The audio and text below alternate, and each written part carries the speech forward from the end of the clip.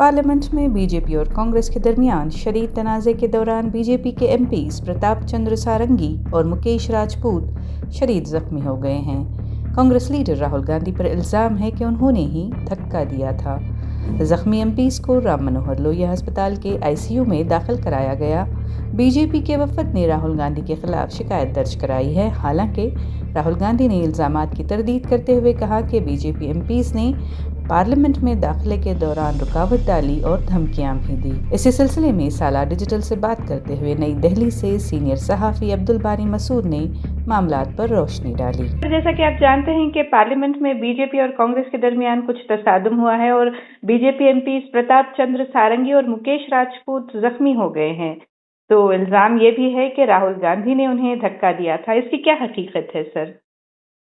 असल मामला ये है कि कल अमित शाह ने पार्लियामेंट में अंबेडकर के बारे में, यानी कहते हैं ना, दिल में जो बात होती है वो जबान पर आ गई।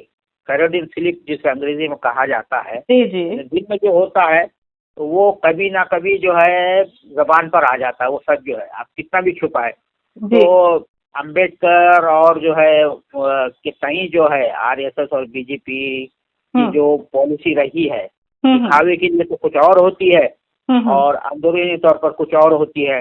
वो इस मुल्क में इंसाफ और बराबरी का जो ये है मुकाम है, वो कायम नहीं करना चाहते हैं। कल उनके जबान पर आ गया अंबेडकर अंबेडकर अंबेडकर कहते हो आप सब लोग, जो है फैशन बन गया है, फलां कर गया है।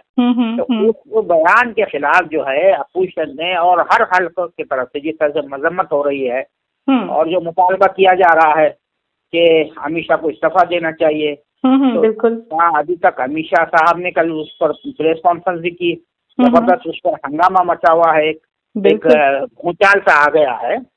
तो आज जो है पार्लियामेंट में उसी हवाले से ये अपोजिशन के जो मेंबरान हैं, तमाम जो अपोजिशन जो है वो मुजाहरा करने की कोशिश कर रहे थे पार्लियामेंट के अहाते में, जो है प्रीमाइसेस में।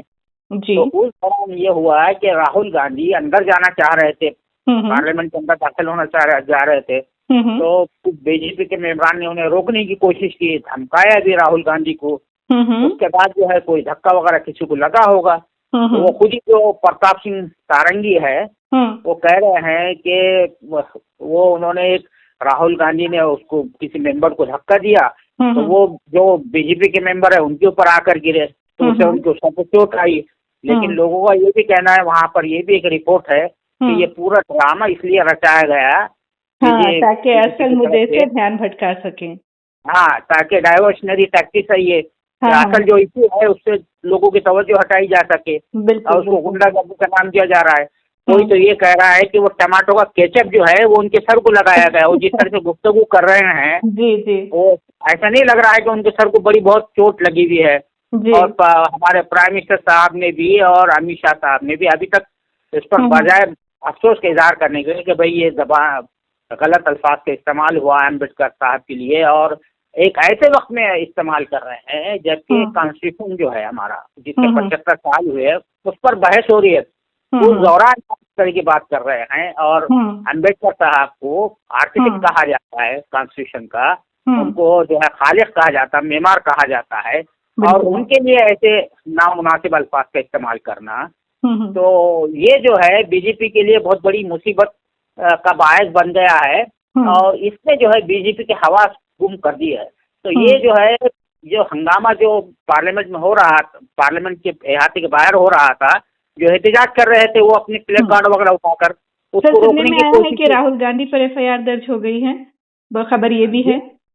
जी, क्या क्या कह रही हैं आप? एफआईआर दर्ज, राहुल गांधी पर एफआईआर भी दर्ज हो गई है करके खबर आई है। ये अभी तक मेरे पास उसकी कोई इत्तला नहीं है, लेकिन कांग्रेस की तरफ से एक नोटिस जो है स्पीकर को भी दिया गया है और चेयरमैन को भी दिया गया है। राहुल गांधी को जिस तरह से धमकाने की कोशिश की गई, पार्लियामेंट में दाखिल होने से रोका गया, उस बारे में एक नोटिस जो है बाकायदा जो है स्पीकर और चेयरमैन साहब को भी दे दी गई है।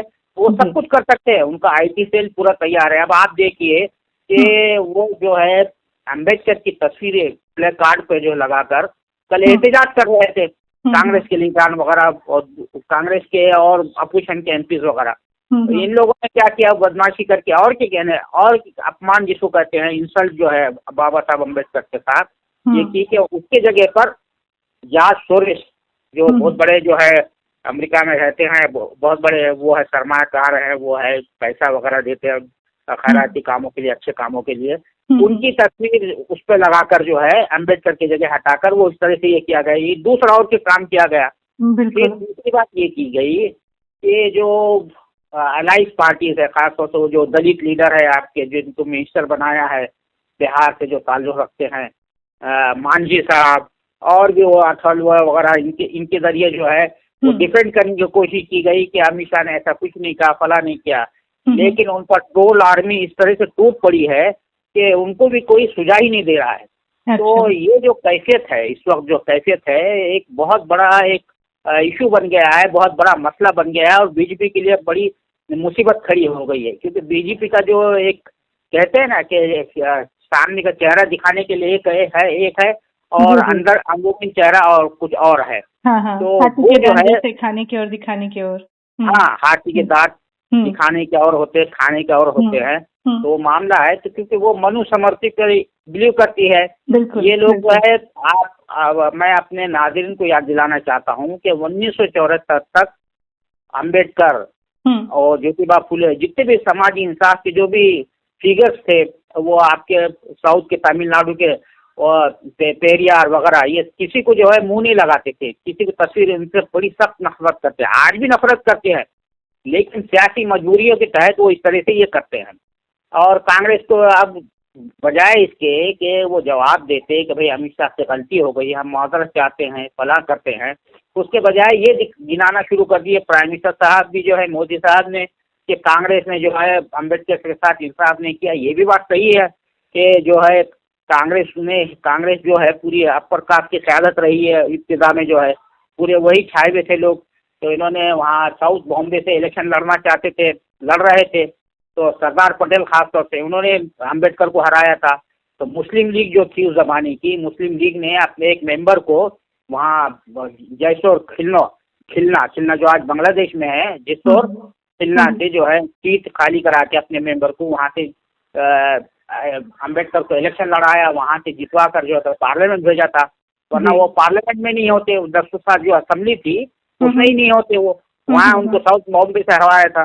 तो कांग्रेस की भी पॉलिसी ऐसा नहीं है कि कोई बहुत अच्छी रही है। दलितों को सभी ने जो है यहाँ पे जो पसमानदा तबकात है, दबे कुचले तबकात है, उनको दबाने की कोशिश की है। तो मंडल का आपके सामने है मिसाल, किस तरह से बीजेपी मुखालिफत कर रही थी, आरएसएस मुखालिफत कर रही थी, और इसीलिए उन्होंने राम मंदिर का खड़ा किया था, जिसको सुप्रीम कोर्ट ने बता दिया कि सुप्रीम कोर्ट के फैसले में तो ये बात आ गई ना साफ, एकदम बिल्कुल वाज़ेह अल्फाज में आ गई कि वहाँ कोई मंदिर ही नहीं था, ना कोई मंदिर को वहाँ मस्जिद बनाई गई थी। सही बात चीजें हैं, इसको आम लोगों को समझना चाहिए।